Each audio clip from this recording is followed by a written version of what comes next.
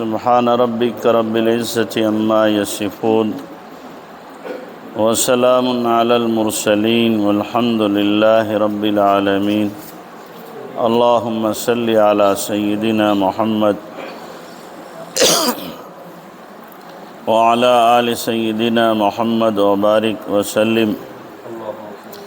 اللہم صلی علی سیدنا محمد وعلی آل سیدنا محمد وبارک وسلم۔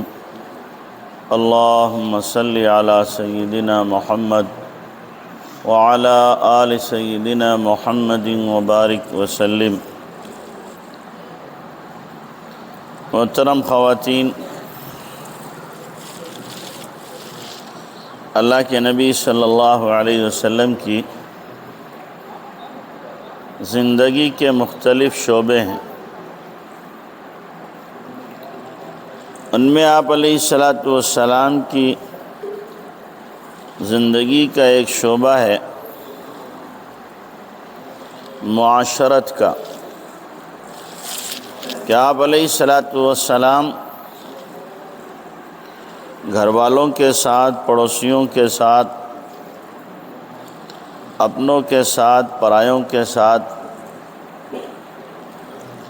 کیسے رہتے تھے، آپ کا رکھ رکھاؤ کیا تھا،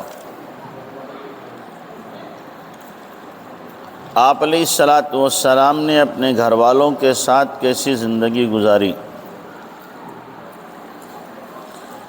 عام طور سے یہ پہلو ہمارے سامنے نہیں آتا ہے، اس لیے گھر میں میاں بیوی میں پھڈا ہوتا رہتا ہے، ماں بیٹی میں جھگڑا ہوتا رہتا ہے، ایسے ہی بھائی بہنوں میں نوک جھوک ہوتی ہے، ایسے ہی بھاوج اور نند میں آئے دن کی قینچیاں چلتی ہیں۔ یہ معاشرتی زندگی چونکہ ہمارے سامنے نہیں ہے کہ اللہ کے نبی صلی اللہ علیہ وسلم نے یہ زندگی کیسے گزاری اور اس کے بارے میں آپ علیہ السلام کی جامع ہدایات کیا ہیں۔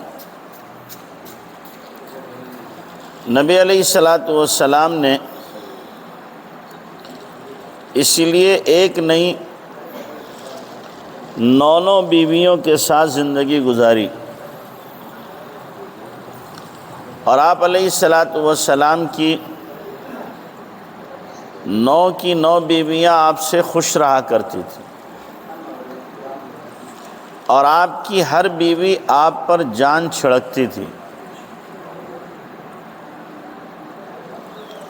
ہر اعتبار سے آپ کا ساتھ دینے کے لیے تیار تھی۔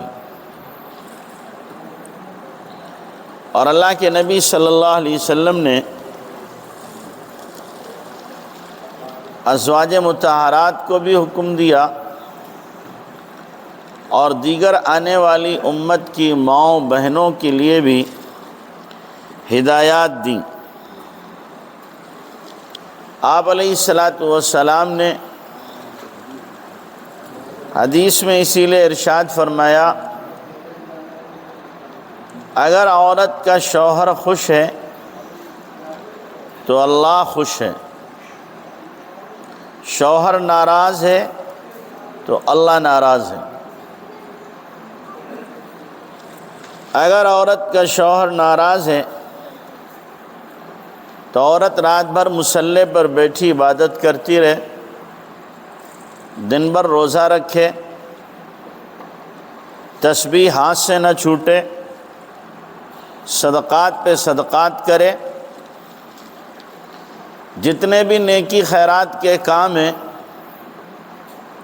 ان میں سے کسی میں بھی کوتاہی نہ کرے، لیکن شوہر اگر ناراض ہے تو اس کا عمل دربار الہی میں قابل قبول نہیں ہے، اس کا عمل رد کر دیا جاتا ہے۔ کہ پہلے شوہر کو راضی کرو تب اللہ راضی ہوگا، شوہر اگر ناراض ہے تو اللہ بھی ناراض ہے۔ بہت سی ایسی خواتین ہیں، سننے میں بھی آتا ہے، شوہر آ کے کارگزاری بھی سناتے ہیں کہ بیوی بڑی نیک ہے، بڑی پارسا ہے، نمازن ہے، ذکر تلاوت کی پابند ہے، لیکن میرے ساتھ اس کے معاملات ٹھیک نہیں ہیں، مجھے خوش نہیں رکھتی، میری خدمت میں کوتاہی کرتی ہے۔ تو ایسی خواتین یاد رکھیں، عبادت میں کوتاہی ہو جائے، نفلیں آپ نہ پڑھو، تلاوت کم کرو، ذکر کم کرو، مصلی پر کم بیٹھو، اور شوہر کی خدمت کر کے اگر شوہر کا دل جیت لیا اور شوہر راضی ہو گیا، آپ نے اگر صرف فرائض ادا کیے ہیں تو بھی انشاءاللہ آپ کا بیڑا پار ہو جائے گا۔ تو اس لیے اپنے شوہروں کو خوش رکھنا یہ ضروری ہے، اور اسی طریقے سے اپنے گھر میں رہتے ہوئے گھر کے کام کاج کرنا، عورت اس کو اپنے ذمے لازم سمجھے، ثواب کی چیز سمجھے۔ عموماً عورتیں یہ سمجھتی ہیں ہم گھر کا کام کاج کیوں کریں، خاص طور سے مالدار گھرانوں میں نوکرانیاں رکھ لو، وہ کام کریں گی۔ ٹھیک ہے، نوکرانیاں کام کریں گی، نوکرانی نوکرانی ہوتی ہے، آپ کے شوہر کے مال کا درد اس کے دل میں نہیں ہو سکتا۔ وہ ایک کی جگہ 4 خرچ کرے گی۔ سامان کی جو حفاظت آپ کر سکتی ہیں نوکرانی نہیں کر سکتی، اور پھر آپ کو ثواب کہاں کا ملے گا؟ ہمارے حضرت رحمۃ اللہ علیہ نے لکھا ہے، عورت اگر اپنے گھر میں جھاڑو لگا رہی ہے نیک نیتی کے ساتھ تو اس کا ثواب ایسا ہے جیسے کعبۃ اللہ میں جھاڑو لگائی ہو۔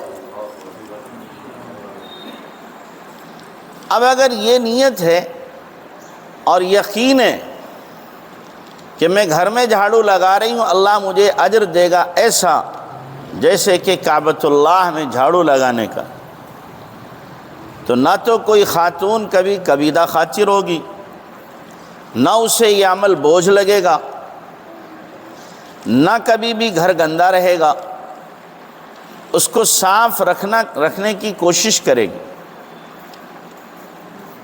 اللہ کے نبی جناب رسول اللہ صلی اللہ علیہ وسلم کے گھروں میں نوکرانیاں نہیں ہوتی تھیں، حالانکہ آپ علیہ السلام اگر چاہتے ہر گھر میں 2-4 نوکرانی ہو جاتی، اس لیے کہ اتنی باندیاں آتی تھیں غزوات میں، لیکن آپ علیہ السلام نے عام طور سے نہیں رکھی نوکرانیاں۔ جو آپ کی ازواج مطہرات تھیں اپنے گھر کے کام کاج خود کیا کرتی تھیں۔ اسی طریقے سے دیگر صحابیات کا بھی عمل تھا، اور ایسے ہی بنات طاہرات جو تھیں جناب رسول اللہ صلی اللہ علیہ وسلم کی بیٹیاں، حضرت فاطمہ رضی اللہ تعالی عنہا کے بارے میں تو مشہور ہے، کتابوں میں لکھا ہوا ہے، اتنا کام کرتی تھیں کہ ان کے کپڑے صاف نہیں رہ پاتے تھے، ہاتھوں میں چکی چلانے کی وجہ سے ڈھٹے پڑ گئے، پانی کمر پر کوکھ پر لانے کی وجہ سے کپڑے پھٹ جاتے تھے، گھر میں جھاڑو لگاتی تھیں تو آج کی طرح پکے فرش نہیں تھے، کچی مٹی تھی، مٹی اڑتی تھی، کپڑے گندے ہو جاتے تھے، اور پھر اللہ کے نبی علیہ السلام کی خدمت میں حضرت فاطمہ ایک مرتبہ گئیں اور جا کر کے عرض کی ہمیں بھی کوئی خادم دے دیا جائے۔ اس وقت خادم آئے ہوئے تھے، غلام باندی۔ اللہ کے نبی صلی اللہ علیہ وسلم نے حضرت فاطمہ رضی اللہ تعالیٰ عنہ کو واپس بھیج دیا، چلی گئیں۔ رات میں اللہ کے نبی علیہ السلام آئے اور آ کر کے آپ علیہ السلام حضرت فاطمہ رضی اللہ عنہ کے پاس بیٹھے اور آپ نے فرمایا بیٹی تم میرے پاس آئی تھی خادم لینے کے لیے کہ جی ابا جی گھر میں کام کاج کرتے ہوئے پریشانی ہے۔ بعض روایات میں آتا ہے حضرت علی رضی اللہ تعالیٰ عنہ نے بات رکھی تو آپ علیہ السلام نے فرمایا بیٹی اس سے اچھی چیز تمہیں دے دوں؟ جی ابا جی بتا دیں کہ جب کاموں سے فارغ ہو جایا کرو تو تم رات میں سونے سے پہلے 33 مرتبہ سبحان اللہ، 33 مرتبہ الحمدللہ، 34 مرتبہ اللہ اکبر پڑھ لیا کرو، یہ تمہارے لیے خادم سے بہتر ہے۔ آج کل کی بیٹی ہوتی تو کہتی ابا ان تسبیحات سے کیا ہوگا، کون سی میری تھکان دور ہو جائے گی، ہمیں تو نوکر باندی دے دو تاکہ گھر میں کام آئے۔ لیکن نبی کی بیٹی تھی حضرت فاطمہ رضی اللہ تعالیٰ عنہ، اسی پہ خوش ہو گئیں۔ دوسری مرتبہ گئیں جب بکریاں آئی ہوئی ہیں تو حضرت علی رضی اللہ عنہ نے کہا گھر میں بہت تنگی ترشی ہے، جاؤ اپنے ابا سے 2-4 بکریاں لے آؤ، ان کا دودھ کام میں آئے گا، بیچ لیں گے، کچھ گھر کا سامان آ جائے گا۔ حضرت فاطمہ رضی اللہ تعالیٰ عنہ گئیں پھر اور جا کر کے ابا سے کہا۔ اللہ کے نبی جناب رسول اللہ صلی اللہ علیہ وسلم نے فرمایا نہیں، ان بکریوں کو بیچ کر میں صفہ والوں پہ خرچ کروں گا اور انصار صحابہ پر جو فقیر ہیں اور مدینہ کے جو یتیم ہیں ان پہ خرچ کروں گا۔ اور اپنی بیٹی سے کہا بیٹی میں تمہیں 5 کلمے بتا دیتا ہوں جو اس سے بہتر ہیں۔ کیا ہیں 5 کلمے؟ آپ نے فرمایا یا اول الاولین یا آخر الاخرین یا ذی القوۃ المتین یا راحم المساکین و یا ارحم الراحمین۔ بیٹی جب کوئی ضرورت پڑا کرے تمہیں تو ان 5 کلموں کو پڑھ کر اللہ سے مانگ لیا کرو، اللہ تمہیں رد نہیں کرے گا، تمہاری دعا قبول کر لے گا۔ تو اللہ کے نبی صلی اللہ علیہ وسلم نے اپنی بیٹی کے لیے راحت تلاش نہیں کی، بیٹی کو جفا کشی پہ رکھا۔ یہ نہیں کہ بیٹی گھر میں آرام کرے، نوکر نوکرانی کو دے دیے جائیں۔ جو خواتین اپنے گھر میں کام کاج کرتی ہیں اور اپنے گھر کو اپنا گھر سمجھتی ہیں، وہ اپنے شوہر کے دل پہ راج کرتی ہیں۔ شوہر کو قابو میں کرنے کے لیے کسی تعویذ کی ضرورت نہیں ہوتی ہے، یاد رکھنا۔ کسی عامل سے آپ جا کے تعویذ لے لو کہ میرا شوہر میرا لٹو ہو جائے اور میرے اشارے پہ ناچے اور سارا خرچہ پانی مجھے لا کے دے اور سدائے ہوئے بچھڑے کی طرح میرے پیچھے چلے، اس کی ضرورت نہیں ہے کہ آپ تعویذ کرائیں، بلکہ شوہر کو قابو میں کرنے کے لیے شوہر کی خدمت سب سے بڑا گر ہے، سب سے بڑا گر ہے کہ اگر شوہر کی خدمت کی جائے اور اس کی منشا کو پرکھ لیا جائے، شوہر کی چاہت سمجھ لی جائے، اس کے اشارے کنایوں کو سمجھ لیا جائے، شوہر کی مرضیات بھانپ لی جائیں، اور اس کے مطابق اگر کوئی عورت، کوئی بچی اپنی زندگی گزار لے، چند دن کی مشقت ہوتی ہے، چند دن کی، لیکن اس کے بعد وہی شوہر اپنی بیوی پر جان چھڑکتا ہے اور سب کچھ اس کے لیے قربان کر دیتا ہے۔ تو اس لیے محترم خواتین، اپنے گھروں کو بنانے کی کوشش کرو، اپنے گھروں کو محبتوں سے سجاؤ۔ میاں بیوی کا رشتہ یہ محبتوں سے چلتا ہے، قانون سے نہیں چلتا، یاد رکھیں، اصول سے نہیں چلتا، مسائل سے نہیں چلتا، محبتوں سے چلتا ہے۔ اگر میاں بیوی میں محبت ہے تو یہ رشتہ کوئی توڑ نہیں سکتا، اور اگر محبت نہ ہو، قانون اور مسائل چلتے ہوں کہ تم نے اس مسئلے کے خلاف کیا، تم نے اس اصول کے خلاف کیا، تم نے اس وعدے کے خلاف کیا، چند دن تو یہ گاڑی دھکے سے چلے گی، اور ایک نہ ایک دن یہ گاڑی بیٹھ جائے گی، چل نہیں سکتی۔ تو اس لیے آپس میں ایک دوسرے کے مزاج کو پرکھنے کی ضرورت ہے۔ اللہ کے نبی جناب رسول اللہ صلی اللہ علیہ وسلم کی خوبصورت زندگی دیکھیں۔ آپ علیہ السلام اپنی ازواج مطہرات کے ساتھ کیسے رہتے ہیں، اور آپ علیہ السلام کی بیویاں آپ کے ساتھ کیسی رہتی ہیں۔ 9 بیویوں کو ایک وقت میں خوش رکھنا، یہ اللہ کے نبی صلی اللہ علیہ وسلم کا معجزہ ہی کہا جا سکتا ہے۔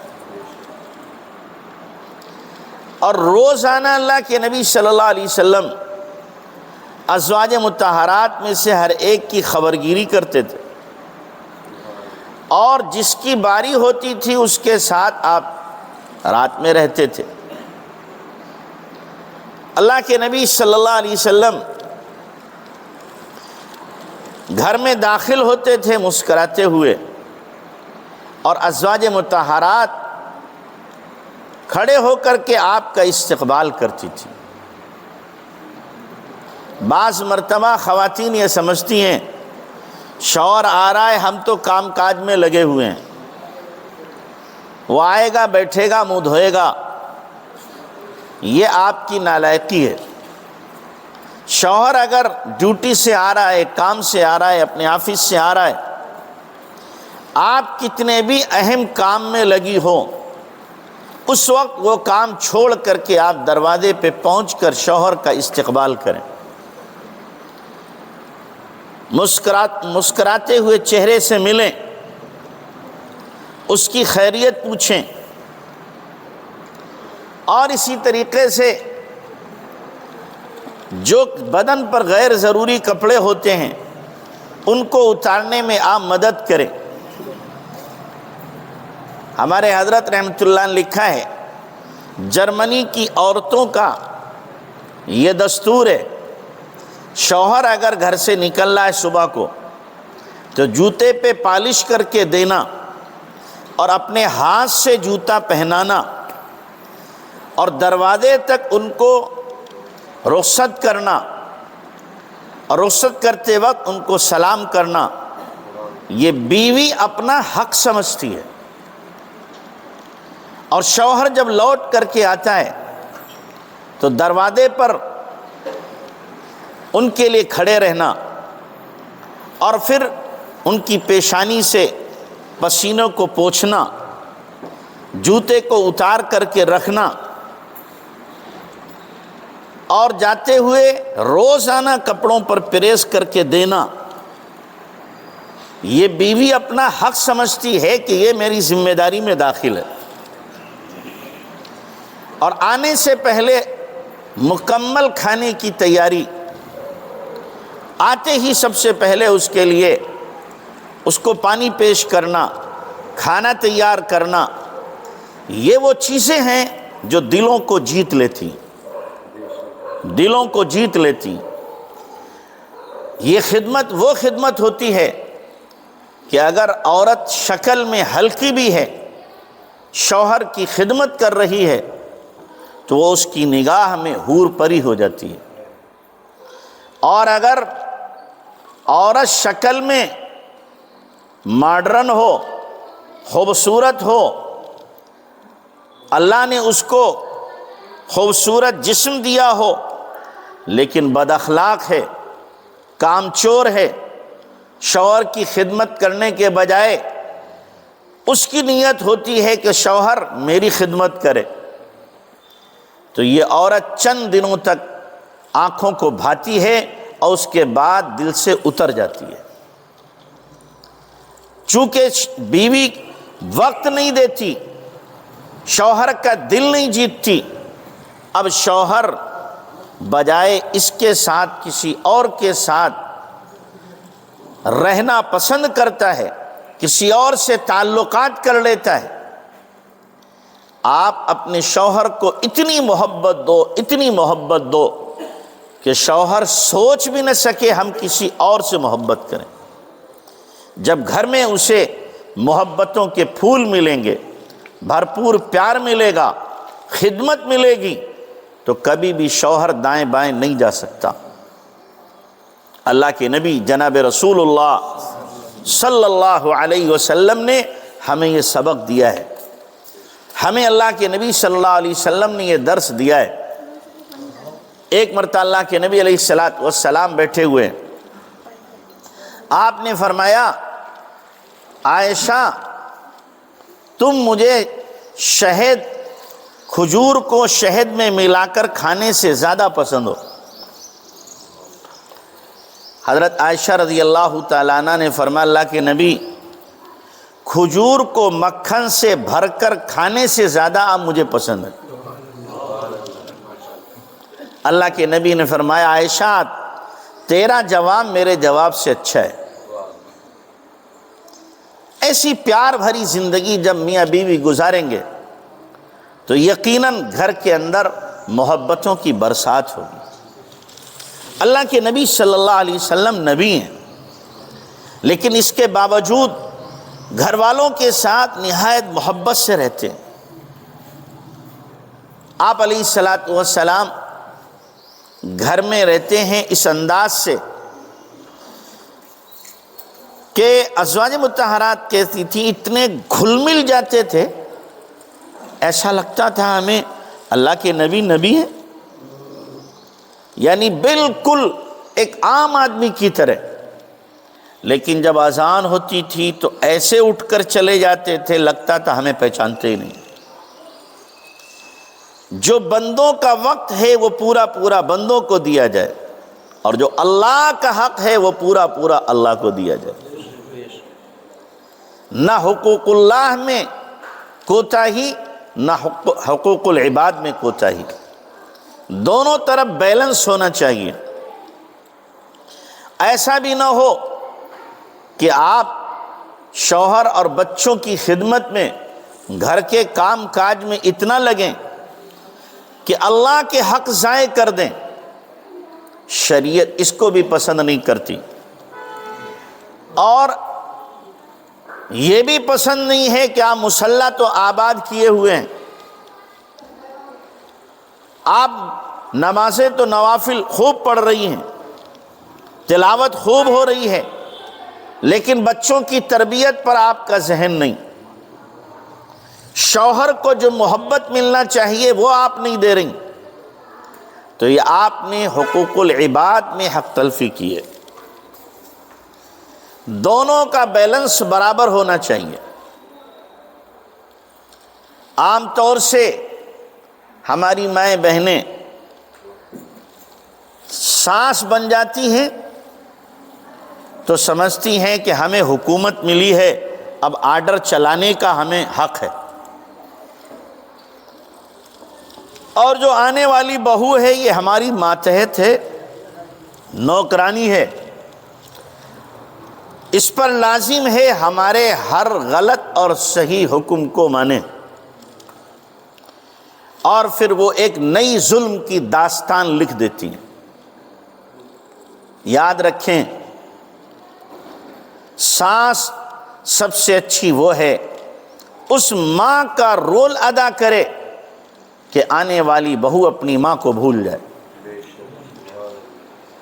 کہ اگر ایک ماں میری وہاں رہ گئی ہے، اللہ نے اس سے بہتر ماں مجھے یہاں دے دی ہے۔ اور بہترین بہو وہ ہے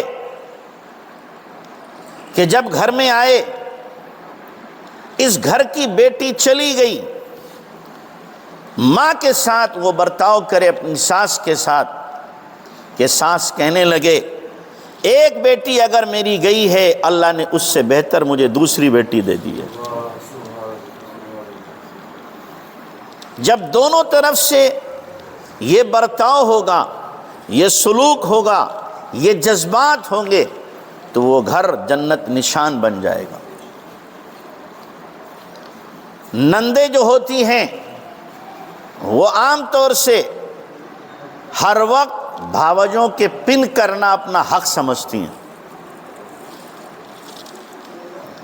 ہر وقت بھائی کو چڑھائیں گی، بھاوج کے کام میں کوئی نہ کوئی نکتہ نکالیں گی، یہاں کوتاہی، یہاں غلطی۔ یاد رکھنا، آج اپنی بھاوج کے ساتھ یہ کر رہی ہو، کل جب تم دوسرے کے گھر جاؤ گی تمہاری نندیں تمہارے ساتھ یہی کریں گی۔ آج تم اپنی بھاوجوں کے عیب کو چھپا لو، کوتاہی کو چھپا لو، اور ان کی خوبیوں کو اپنی ماں کے سامنے، بھائی کے سامنے بیان کرو۔ کل جب تم پہنچو گی اپنی سسرال میں، اللہ تمہیں بھی ایسی نندیں دے گا، وہ تمہاری خوبیوں کو بیان کریں گی، تمہاری برائیوں کو چھپائیں گی۔ عجیب بات ہے، عورت پر مرد ظلم کم کرتا ہے، عورتیں ظلم زیادہ کرتی ہیں۔ ساس بہو پر ظلم کر رہی ہے تو عورت عورت پر ظلم کر رہی ہے۔ بہو اگر تیز ہے اور شوہر کو قابو میں کر لیا ہے تو اب وہ ساس پر ظلم کرتی ہے اور اپنا حق سمجھتی ہے کہ اس کو ستانا میرا حق ہے، تو اب یہ عورت عورت پر ظلم کر رہی ہے۔ نند اگر اپنی بھاوج کو ستا رہی ہے، عورت عورت پر ظلم کر رہی ہے۔ بھاوج نند کو دبا رہی ہے تو عورت عورت پر ظلم کر رہی ہے۔ پھر عورتیں روتی ہیں ہمارے اوپر زیادتی ہو رہی ہے، ہمارے ساتھ ظلم کیا جا رہا ہے۔ مرد ظلم عورتوں پر کم کرتے ہیں، عورتیں عورتوں پر ظلم زیادہ کرتی ہیں۔ اپنے دامن کو دیکھو، اپنے گریبان میں جھانکو، ہم نے کتنی عورتوں کو ستایا ہے، کتنی عورتوں پر ظلم کیا ہے۔ اگر آپ کے گھر میں آپ کی نند آپ سے خوش نہیں، بھاوج خوش نہیں، آپ کی ساس خوش نہیں، آپ کی بہو خوش نہیں، اور اسی طریقے سے آپ کی پڑوسن آپ سے خوش نہیں ہے، تو آپ بدترین اخلاق کا مظاہرہ کر رہے ہیں۔ معاشرتی زندگی آپ کی بالکل چوپٹ ہو چکی ہے۔ پیارے نبی صلی اللہ علیہ وسلم نے جب پڑوسن کے بارے میں یہ فرمایا، آپ سے پوچھا گیا ایک عورت، اس کی نماز کا بڑا تذکرہ کیا جاتا ہے، بڑی نمازن ہے، صدقہ خیرات کرتی ہے، روزے رکھتی ہے، فلاں فلاں نیک کام کرتی ہے، غیر انہا تودی جیرانہا، لیکن اپنی پڑوسن کو ستاتی ہے۔ آپ نے فرمایا ہی فی النار، یہ گئی جہنم میں۔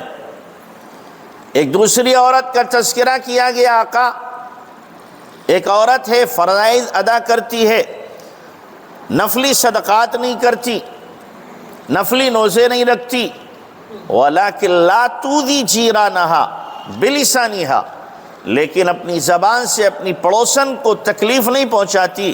آپ نے فرمایا ہی فی الجنہ، یہ جنت میں گئی۔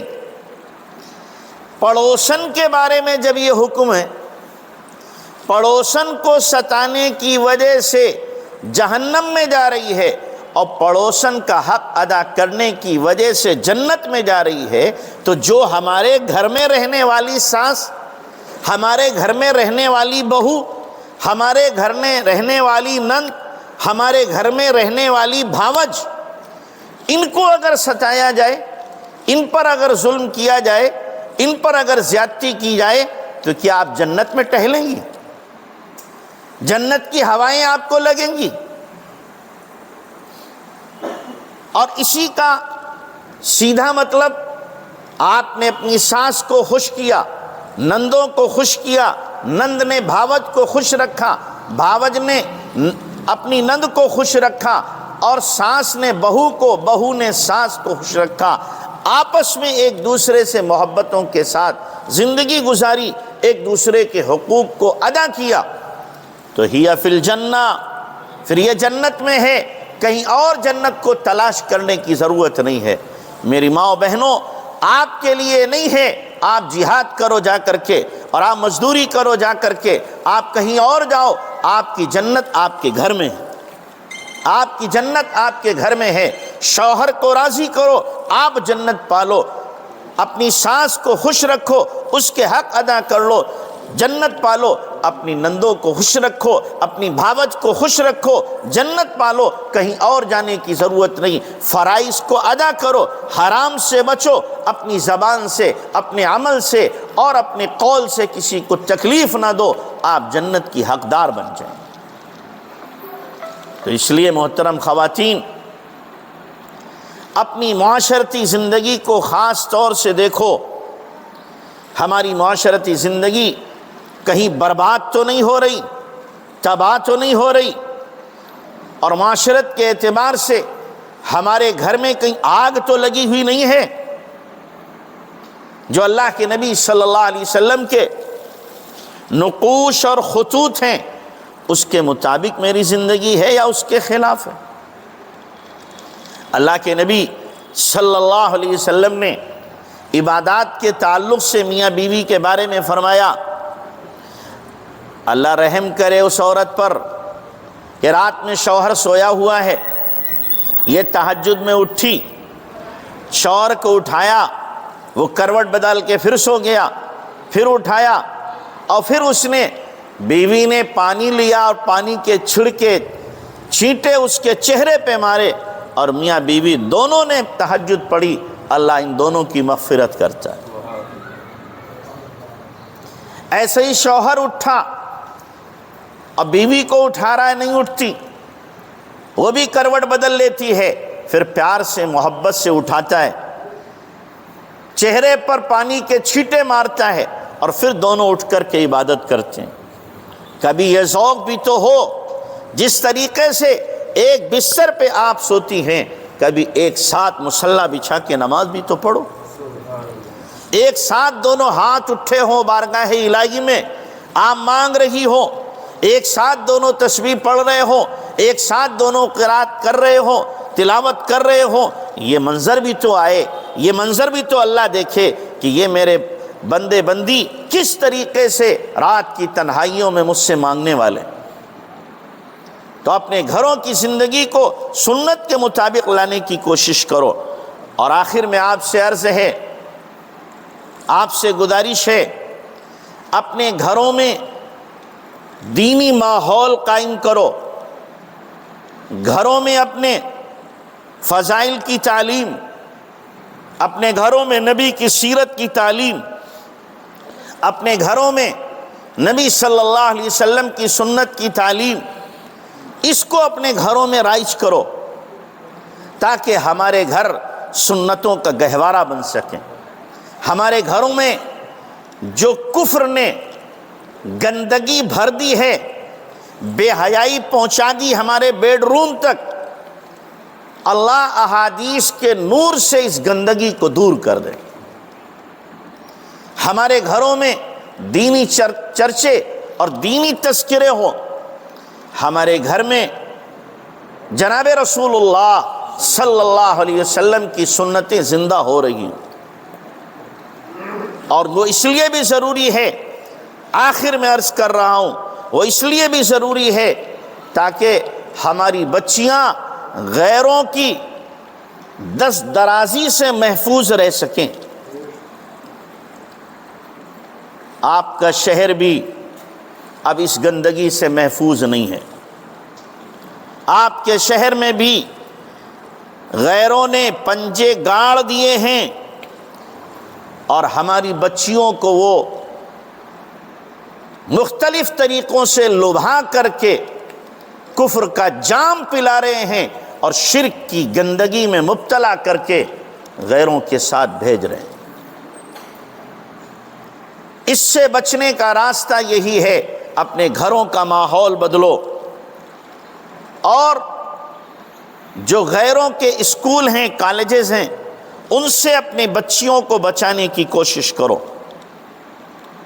ورنہ ہماری بچیاں محفوظ نہیں رہ پائیں گی، بچ نہیں پائیں گی ہماری بچیاں۔